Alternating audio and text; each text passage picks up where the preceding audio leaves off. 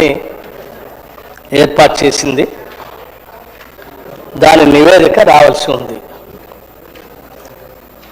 రెండవ ప్రశ్నకి లేదండి. 30/9/2025 తేదీ గల ప్రధాన పరిపాలన స్పెషల్ ఏ శాఖ GORT నెంబర్ 1364 ద్వారా కమిషన్ పదవీ కాలాన్ని 31/3/2026 వరకు పొడిగించడమైంది. వేతన సవరణ సంఘం నివేదికను సమర్పించిన తర్వాత కొత్త వేతన స్కేళ్లు అమలు కోసం ప్రభుత్వం ఒక నిర్ణయం తీసుకుంటుంది.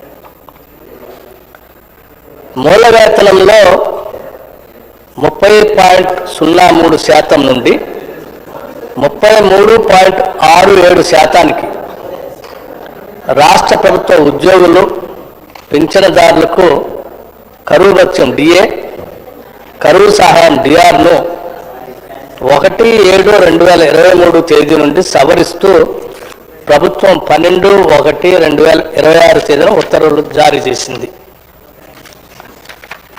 అధ్యక్ష, ఈ ప్రశ్నకి కరువు భత్యం సవరణ ఫలితంగా బకాయిలను నిర్దిష్ట పద్ధతిని అనుసరించి వాయిదాలలో చెల్లించటం, క్రెడిట్ చేయటం జరుగుతుంది. F ప్రశ్నకి పింఛన్దారులకు కరువు సహాయం DRతో పాటు పింఛన్ ప్రయోజనాలు ఎప్పటికప్పుడు చెల్లించడం జరుగుతుంది. G అధ్యక్ష, ఏవేని పింఛన్ బకాయిలు చెల్లింపును ప్రభుత్వం ఎప్పటికప్పుడు జారీ చేసే ఉత్తర్వులను అనుసరించి చెల్లించడం జరుగుతుంది.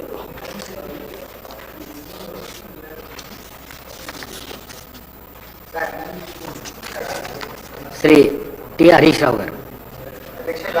ఉప ముఖ్యమంత్రి గారు సమాధానాన్ని దాటవేసే ప్రయత్నం చేశారు. అధ్యక్ష, మేము సూటిగా అడిగింది ఎన్ని DAలు పెండింగ్లో ఉన్నాయి అని అడిగాము. ఈ దేశంలో ఏ రాష్ట్రంలో లేని విధంగా ప్రభుత్వ ఉద్యోగులకు ఈ ప్రభుత్వం 5 DAలు పెండింగ్లో పెట్టింది. ఆ 5 DAలు ఎప్పట్లోగా చెల్లిస్తారో మంత్రి గారు సూటిగా సమాధానం చెప్పాలి. ఒకటి అధ్యక్ష.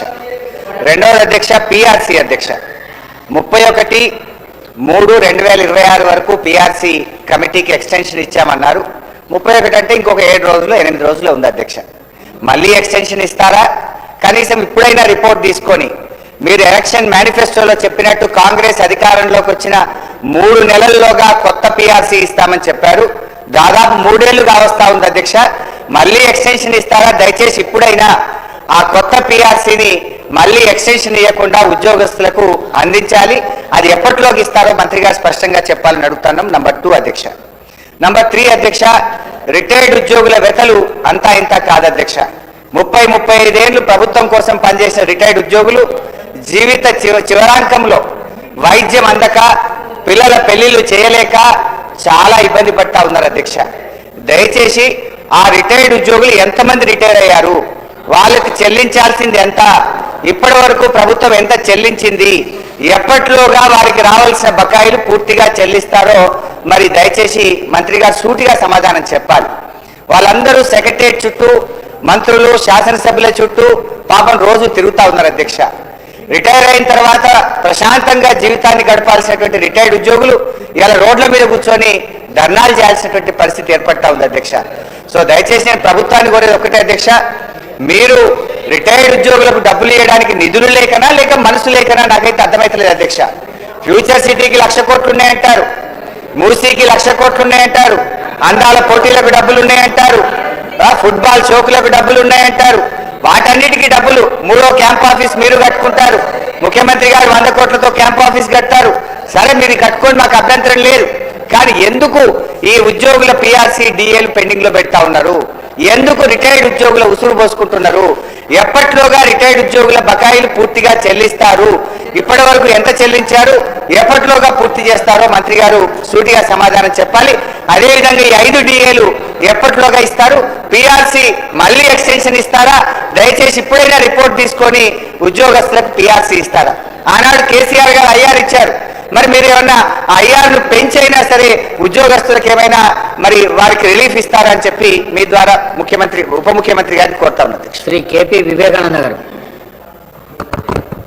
ధన్యవాదాలు అధ్యక్ష.